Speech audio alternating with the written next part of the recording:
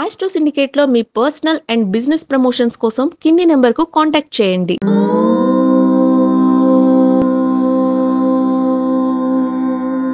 ఓం శ్రీ గురుభ్యో నమః. హరి ఓం. మహాశ్రేష్ఠాయ విద్మహే పశుం తనాయ ధీమహి తన్నో ఆర్ద్రాః ప్రచోదయాత్. అందరికీ నమస్కారం. ఈరోజు మనకి 16/12/2024 సోమవారం అత్యంత ప్రత్యేకమైనది. ఆరుద్ర అభిషేకము చేయగలిగిన అవకాశం, అందులోనూ అమా సోమవార వ్రతము, అమా సోమవార అభిషేకం కూడా. ఈరోజు విశేషంగా మీరు ఎవరైనా శివుడికి అన్నాభిషేకం చేయగలిగితే అద్భుతమైనటువంటి ప్రయోజనం. అయితే ఈరోజు ఉన్నటువంటి ప్రత్యేకత ఏంటంటే, ఆరుద్ర నక్షత్రంతో ఉన్నటువంటి సోమవారము 100 శివరాత్రుల సమానమైనటువంటి బలమైనటువంటి ఈ యొక్క ఉత్సవం జరుపుకునేటువంటి రోజు. అంటే ఈ శివుడికి అత్యంత ప్రీతనిది. ఆరుద్ర నక్షత్రానికి అధిపతి ఎవడు? రుద్రుడే. ఆ రుద్రుడికి అయినటువంటి నక్షత్రము, సోమవార ప్రీతి అయినటువంటి స్వామివారి యొక్క రోజు, శుభదినము. ఈ ఆరుద్ర నక్షత్రం ఉన్నటువంటి సోమవారము మనకు అద్భుతమైనటువంటి అనుకూలతను కలిగిస్తుంది. అందులోనూ ఈరోజు రవి సంక్రమణం. నేను రాత్రి 10ంటికి రవి ధనుసులోకి ప్రవేశించాడు. అంటే వృశ్చికంలో నుంచి రవి మహానుభావుడు ధనుసులోకి వచ్చాడు. అటువంటి శుభదినం కూడా ఇవాళ. కాబట్టి మనకి ఈ రోజున చేసేటువంటి అభిషేకము అద్భుతమైనటువంటి ప్రయోజనాన్ని కలిగిస్తుంది. ముఖ్యంగా ఈ రోజున పార్థివ లింగానికి కానీ పాదరస లింగానికి కానీ అభిషేకం చేసి అన్నాభిషేకం చేయగలిగితే మనం అనుకున్నటువంటి కార్యము దిగ్విజయంగా పూర్తవుతుంది. ముఖ్యంగా ఆరుద్ర నక్షత్రం వారు ఈ యొక్క రోజును మాత్రం వదులుకోవద్దు. ఈ ఆరుద్ర నక్షత్రాల వారు ఇటువంటి మహాపుణ్యమైనటువంటి శుభదినాన్ని వదులుకోకండి. అలాగే ఇవాళ మార్గశిర బహుళ పాడ్యమి కూడా మనకి బాగా గుర్తు అనుకుంటాను. ఇవాళ 16/12/2024 సోమవారం విశేషమైనటువంటి ఆరుద్రోత్సవం. స్వామి ఇందాక నుంచి ఆరుద్రోత్సవం అంటున్నారు. అసలు ఏమిటి ప్రత్యేకత అంటే, శివుడికి ప్రీతి అయినటువంటి నక్షత్రంలో, అంటే ఆరుద్ర నక్షత్రంగా అధిపతి అయినటువంటి రుద్రుడి యొక్క నక్షత్రంలో మనం కనుక అభిషేకము చేస్తే ఏ సమయంలో చేయాలి అంటే, ప్రాతకాలంలో 5:17 నుంచి 6:40 మధ్య కాలంలో మనము అభిషేకం ప్రారంభం చేసిన, లేదా ఇంకా ముందు మొదలుపెట్టుకొని ఈ సమయంలో పూర్తి చేసిన అద్భుతమైనటువంటి ప్రయోజనం. పితృదేవతలకి పుణ్యప్రాప్తి, ఈ యొక్క అభిషేకం చేసిన వారికి ఐశ్వర్య ప్రాప్తి పొందుకునే అవకాశం ఉంటుంది. ఇక్కడ విశేషంగా కొన్ని రాసులను చెప్తాను నేను. ఆ రాసుల వారు ఆ శ్లోకాన్ని కూడా జపం చేసుకోవచ్చు. ఆ శ్లోకం మనకి విష్ణు సహస్రనామంలో ఉన్నటువంటి జపాన్ని నేను చెప్తాను. ఆ శ్లోకం కూడా జపం చేసుకునే ప్రయత్నం చేయండి. ముఖ్యంగా ఏ రాసుల వారు యొక్క అభిషేకం తప్పకుండా చేయాలి. అందరం చేయాలి. ఈ రాశి ఆ రాశి అని లేకుండా అన్ని రాసుల వారు తప్పకుండా మనం ఈ యొక్క అభిషేకంలో పాల్పంచుకోవాలి. దీని పేరు ఆరుద్రాభిషేకము. శివుడికి అత్యంత ప్రీతి. వాళ్ళ బిల్వదళ అర్చన కూడా మంచి విశేషము. స్వామివారికి బిల్వదళాలతో మీరు అభిషేకం చేయండి, చాలా బాగుంటుంది. అలాగే వివాహం కాని వారు ఎవరైనా సరే తప్పకుండా అభిషేకం చేయండి. తొందరగా 41 రోజుల్లోనే వివాహం జరుగుతుంది. వచ్చే మాఘమాసం కల్లా మీకు పెళ్ళవుతుంది. ఇది నిజం. అయితే ముఖ్యంగా ఏ రాశుల వారు చేయాలంటే ఆరుద్ర నక్షత్రం వారు ఖచ్చితంగా చేయాలి. నీకు 1,00,000 పనులు ఉండని, ఈ రోజున నువ్వు మినిస్టర్ అవ్వు, సీఎం అవ్వు, లేదంటే నటుడు అవ్వు, నటీమణి అవ్వు, లేదా బీదవాడి అవ్వు, నాకు సంబంధం లేదు. ఈ రోజున నువ్వు ఈ యొక్క అభిషేకంలో పాలు పంచుకుంటే నీ యొక్క స్థితి ఇంకా ఉన్నతంగా ఉంటుంది. ఇంకా ఉన్నతంగా ఉంటుంది. 10 మందికి పనికి వచ్చేటువంటి ప్రయోజకులుగా ఉండే అవకాశం ఉంటుంది. నువ్వు 100 మందికి అన్నం పెట్టగలిగే స్థితి ఈశ్వరుడు కలిగిస్తాడు. కాబట్టి ఆ ఈశ్వరుని యొక్క అభిషేకం చేయడమే ఉత్తమం. కాబట్టి ఉదయకాలంలో సూర్యోదయానికి ముందే ఈ అభిషేకాన్ని ప్రారంభం చేసిన, పూర్తి చేసుకున్న అదృష్టం మీ ఇంట ఉన్నట్టే. మీ పిల్లలకి చదువు పంట పండినట్టే, ప్రతి పరీక్షల విజయాన్ని పొందుకున్నట్టే, శుభకరమైనటువంటి వివాహ సంతాన యోగం కలుగుతుంది. ఇందులో సందేహం లేదు. ఆ ఈశ్వరుని పాదాలు పట్టుకోండి, చాలా తప్పకుండా అనుకూలంగా ఉంటుంది. మరి ఏ రాశుల వారు తప్పకుండా చేయాలని ఇందాక అనుకున్నాం కదా.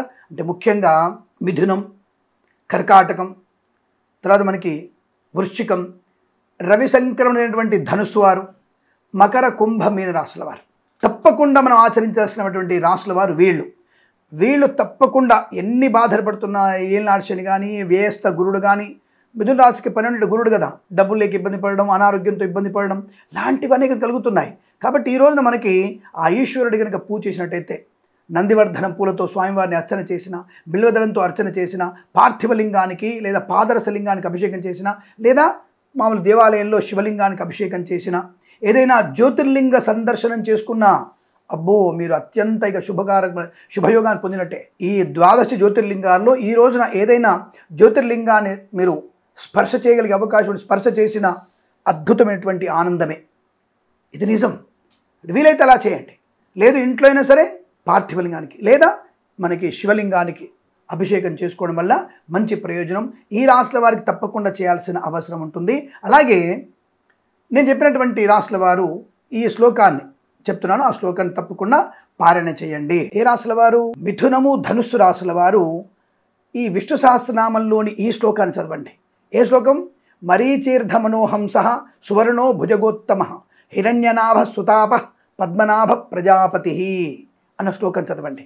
కర్కాటక మకర రాశి వారు తప్పకుండా విష్ణు సహస్రనామం చెప్పినటువంటి ఈ శ్లోకాన్ని తప్పకుండా పఠనం చేయాలి. దీనివల్ల ఏమవుతుందంటే ఆత్మస్థైర్యము, ఆపదల నుంచి విముక్తి కలిగేటువంటి అవకాశం ఖచ్చితంగా ఉంటుంది. ఈ రోజున ఈ యొక్క ఆర్ద్ర నక్షత్ర సంబంధించిన అమా సోమవారం వ్రతం రోజున ఈ యొక్క శ్లోకాన్ని ఎంత చదవగలిగితే అంత మంచిది.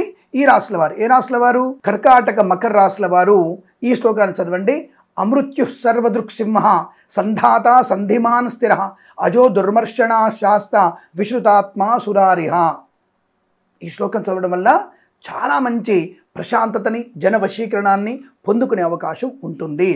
అలాగే ఈ యొక్క మాస శివరాత్రి సమానమైనటువంటి అమా సోమవార వ్రత ఆర్ద్ర ఉత్సవం ఈ రోజున మనకి ఈ 2 రాశుల వారు విష్ణు సహస్రనామంలో ఉన్నటువంటి ఈ శ్లోకాన్ని చదవడం వల్ల భీతి తొలగిపోతుంది.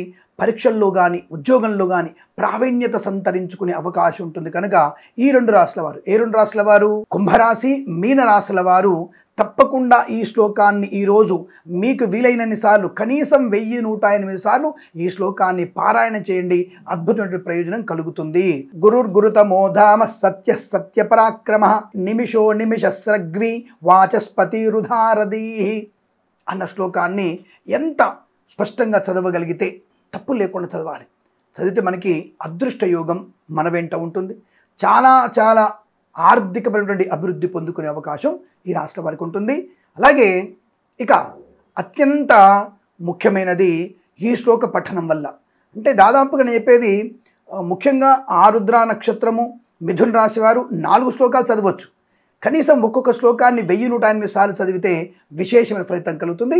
ఇప్పుడు ఈ వృశ్చిక రాశి వారు, ఎందుకంటే అర్ధాష్టమేశ్వరుడితో బాధపడుతున్నారు కదా, ఈ వృశ్చిక రాశి వారు ఈ అమా సోమవార సహితమైనటువంటి ఆర్ద్ర ఉత్సవం అంటే ఆరుద్రాభిషేకం జరిగే సమయం చెప్తాను, మీకు కూడా చెప్తున్నాను కదా, ఆ సమయంలో ఈ యొక్క శ్లోకాన్ని వృశ్చిక రాశి వారు 1108 సార్లు చదివితే సమస్తమైనటువంటి ఆటంకాల నుంచి, అంటే మనకి ఉద్యోగంలో ఆటంకాలు, వృత్తిలో ఆటంకాలు వస్తున్నాయి కదా, వాటి నుంచి బయటపడేటువంటి అవకాశం ఉంటుంది. కనుక ఈ శ్లోకం తప్పకుండా చదవండి.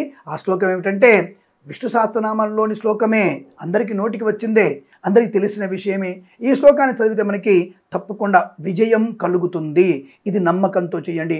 ఆ శ్లోకం ఏమిటంటే అగ్రాణి గ్రామణి శ్రీమాన్ న్యాయో నేత సమీరణ సహస్రమూర్ధ విశ్వాత్మ సహస్రాక్ష సహస్రపాత్ అన్న శ్లోకాన్ని చదివితే అనుకున్నది సుసాధ్యమవుతుంది.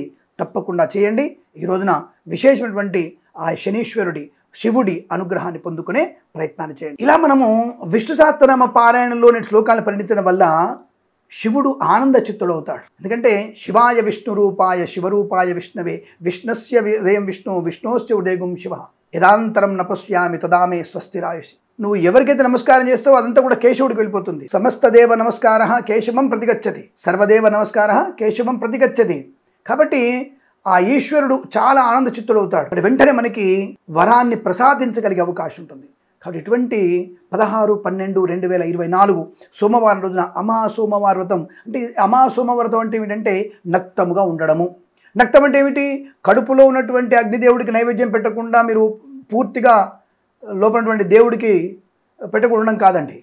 మీ శరీరాన్ని బాగా తినడం వల్ల భగవంతుని మీద ఒక భక్తి తగ్గిపోతుంది, శరీరము కాస్త మందగిస్తుంది, బద్ధకిస్తుంది. కాబట్టి తినకూడదని చెప్పారు. మీరు తప్పనిసరిగా పళ్ళు, పాలు, లోపలటువంటి జఠరాగ్నికి తప్పకుండా మనం పళ్ళు కానీ పాలు కానీ ఇవ్వాలి. ఈ 3 పూటలు కూడా 2 పళ్ళు గ్లాసు పాలు తాగి సదా శివనామ స్మరణ, సదా మనం విష్ణు సహస్రనామ పారాయణ చేసుకోవడం వల్ల మనకి అనుకూలవంతమైన శుభ ఫలితాలు ఉంటాయి.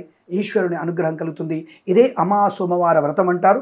మరునాడు ఒక బ్రాహ్మణ్ణి పిలిచి వారికి భోజనం పెట్టి తదుపరి మనం భోజనం చేయాలి. ఈ యొక్క సోమవార యొక్క ప్రభావం ఫలితము మరునాడు బ్రాహ్మణికి పెట్టి భోజనం చేసేటప్పుడు మనకి పూర్తిగా మనకు కలుగుతుంది.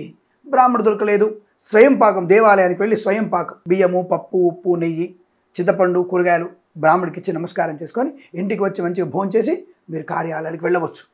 మీ ఆఫీస్ పనులు కానీ, మీ ఉద్యోగాన్ని కానీ, మీ యొక్క వ్యాపారాన్ని కానీ, మీ చదువులను కానీ, మీ పరీక్షలు కానీ ఆపుకోమని చెప్పలేదు నేను. మీరు చేస్తున్నటువంటి ఉద్యోగ ప్రక్రియలో, వృత్తిలో ఉన్నవారు కూడా సదా ఈ యొక్క శ్లోకాన్ని చదువుకుంటూ నామస్మరణ చేసుకుంటూ మీ పని చేసుకొని మర్నాడు మీరు ఆఫీస్కి వెళ్ళే ముందే దేవాలయానికి వెళ్ళి బ్రాహ్మడికి స్వయం పాకం ఇచ్చి మీరు భోజనం చేసి వెళ్ళవచ్చును. మిమ్మల్ని మళ్ళా జన అజ్ఞాన వేదికల వాళ్ళు మీరు మూఢనమ్మకంగా మిమ్మల్ని పక్కకు పంపిస్తున్నారు, మీ యొక్క వృత్తిని పక్కకుతున్నారు. ఎదగదలే ప్రయత్నం చేయాలి, ఎదగడానికి ప్రయత్నం చేసేటువంటి స్థితి మాదే. ఇంకా జన అజ్ఞాన వేదిక వాళ్ళు, బైరీలు, గైరీలు వీళ్ళందరూ కూడా మనకు చెప్పాల్సిన నీతులు చెప్పాల్సిన స్థాయి మనం లేము. నా శాస్త్రం ఉన్నతమైనటువంటి స్థానంలో ఉంది, మీరంతా కూడా అధపాతాలను ఉన్నారు. మీరు మాకు చెప్పేటువంటి స్థాయి ఎక్కడిది మీకు?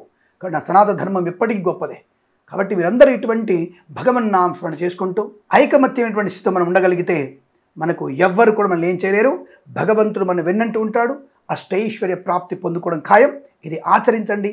ఆనందమయ శుభజీవనాన్ని పొందాలని కోరుకుంటూ సర్వే జనా సుఖినో భవంతు. ప్రేమతో మీ కిరణ్ శర్మ. తప్పకుండా మన ఛానల్ని సబ్స్క్రైబ్ చేయండి, లైక్ చేయండి, షేర్ చేయండి. నమస్కారం.